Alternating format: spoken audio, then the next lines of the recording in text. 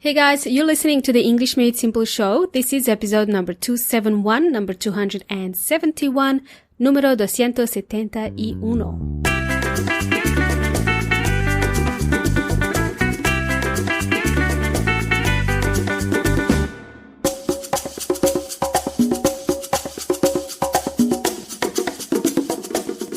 Welcome amigos y amigas. Welcome back. This is your host Milena speaking. You're tuning in to the English Made Simple show.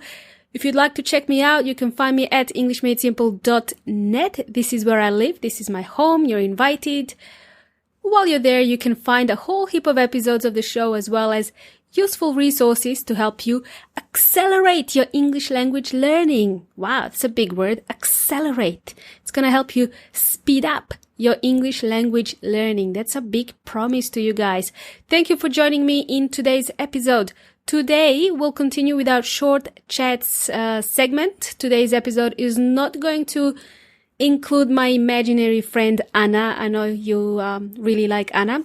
It's not going to include her and her escapades, but it's going to include me today.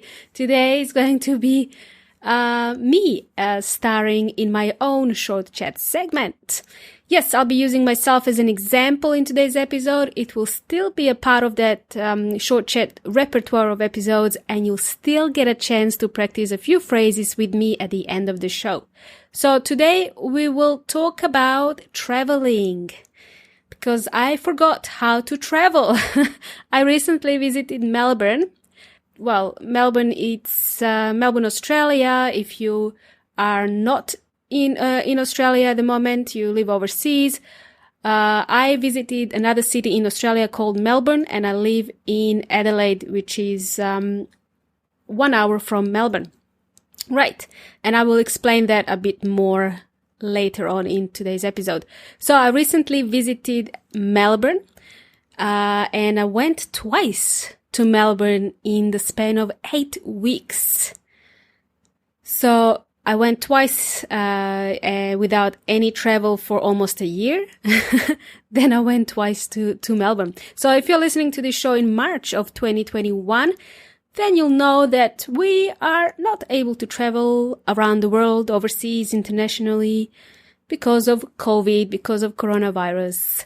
It's going to be 1 year now since the day that they announced that all of the international travel has been suspended. A lot of people missed out, so they can't visit their family overseas. They can't travel. Yeah, it's been a kind of a sad and depressing last 12 months. Well, it's still not over. We're still in that time, unable to travel overseas. Oh, and on another note, I'm still waiting for my refund. I was supposed to travel to South America with my husband about this same time last year, around March last year. And then the Australian government said, nope, you can't travel anywhere. So we were stuck here in Australia. We requested for a refund last year in August, and we're still waiting for it. Crazy times. Anyway, that's a story for another time. So back to traveling. Going to talk about different kind of travel. It's going to be about domestic travel, not international travel. So the good news is that Australia managed to get COVID under control. So the COVID cases are under control. It did involve a lot of shutting down of state borders. Maybe it's similar in your countries as well. Locking people down in their own homes and so on. It looks like it's all under control in Australia, but let's wait and see, because you can never tell with coronavirus. It just pops up and surprises you out of nowhere. Now, as you know, I live in a city called Adelaide in Australia. That's a different state of Australia, and it's only 1 hour from Melbourne flying, and 8 hours driving. If you want to drive, it's gonna take you 8 hours to drive from Adelaide to Melbourne. So basically the whole day. So in the last 8 weeks, I have done both. I drove to Melbourne for 8 hours at the end of February last month of 2021. And then I flew to Melbourne in March to visit family again and to do a photo shoot. Okay. So it was also a business trip for me. I now have new and updated photos of myself, professional photos taken. The photographer, she's based in Melbourne, so I decided to fly there that second time that I went to Melbourne. Anyway, I'd like to go over what happened when I went to the airport in Adelaide to board the plane to be able to travel to Melbourne. So it's been over a year since I flew, and I have to say it felt a bit weird to go to the airport. I forgot where things are. I forgot how to fly, really. I forgot how to check in and how to look for the gate and so on. Luckily, Adelaide is very small. The airport is very small, so it wasn't too hectic. By the way, guys, inside the airport and on the plane, everyone in Australia has to wear a mask. That's the rule now in 2021 so far. The masks are mandatory nationwide. Everyone has to wear one. That wasn't a problem for me. I had a mask already, so I took that with me to the airport, so that wasn't a problem at all. Now, as soon as I got inside the airport, I was looking for my airline. It's called Virgin Air, and they fly regularly from Adelaide to Melbourne, and it is my preferred airline. So I approached the terminal, so the Virgin Air terminal, to complete the check-in, and I felt a bit lost, and I had to ask for help. So I was looking around, and I saw one flight attendant that was closest to me. I raised my hand, and I said, "Oh, excuse me, are you able to help me complete my check-in?" And the flight attendant said, "Yes, certainly. I see you've got an additional bag and we will have to weigh that as well." And I said, "Oops, I forgot about that. I forgot that we have to weigh our bags. No problems. I'm sure it's below the maximum weight of 23 kilos or whatever that is." Lucky my bag was only 12 kilos. So the flight attendant helped me weigh the luggage and then proceeded to help me check in using a self-check-in desk. I think that's what those things are called, actually. I just call them self-check-in desks or self-check-in terminals.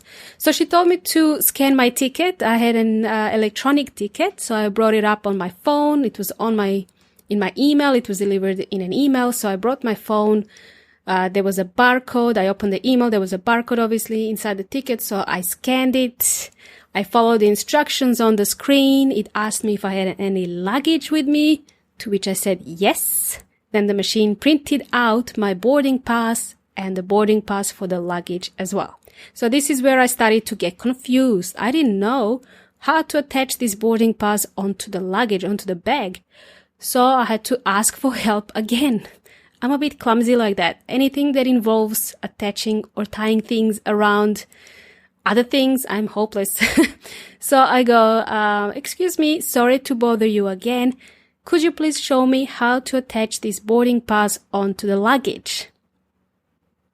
And the flight attendant said, "Yes, sure, this is how you do it." So she was showing me and she did it for me. "So this is how you do it," she said, and I'm sure I will forget it next time, by the way. Anyway, the flight attendant continues, and now all you have to do is take the bag with you over there, put it on this conveyor belt, scan your boarding pass again, and wait for the bag to be moved by the conveyor belt. And then you'll get a receipt, or you can keep the receipt for your bag as well in case the bag gets lost. You can have that receipt. So I went to the conveyor belt, which wasn't too far. I put the luggage on top of the belt, and I somehow managed to put the bag. It was 12 kilos, a bit heavy. And then I waited. The belt wasn't moving, so nothing was moving. So then I had to find a flight attendant again.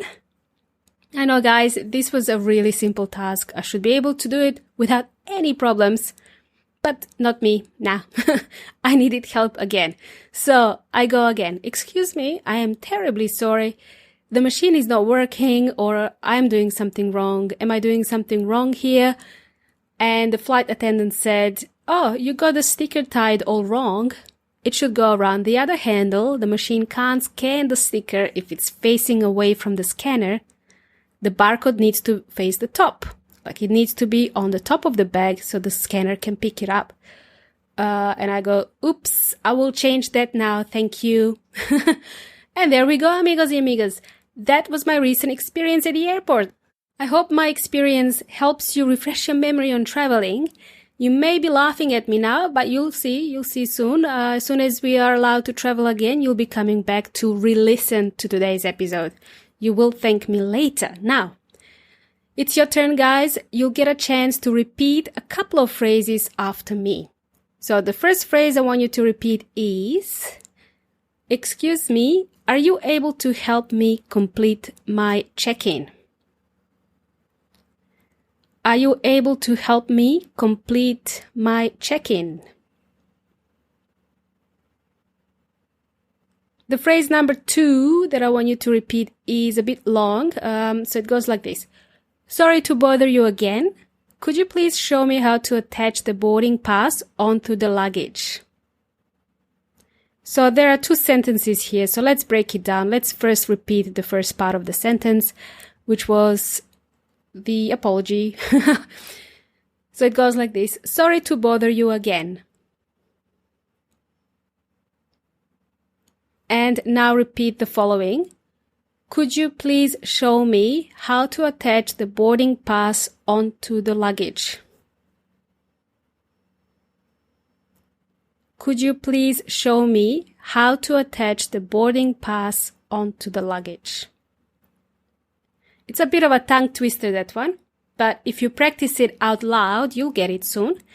Alrighty, that's it for today, amigos y amigas. Thanks for listening and thanks for tuning in to today's episode. You're always welcome to visit EnglishMadeSimple.net and find some resources on there to help you improve your English. And while you're there, amigos y amigas, if you'd like to know when I release the next episode, you can enter your name and email and I will let you know. It's been a pleasure, amigos y amigas. I hope you've learned something new today. In today's episode 271, if something wasn't clear, be sure to send me an email. I wish you all the best the next time you travel. You've been jamming with Milena from English Made Simple. Until next time, hasta la próxima.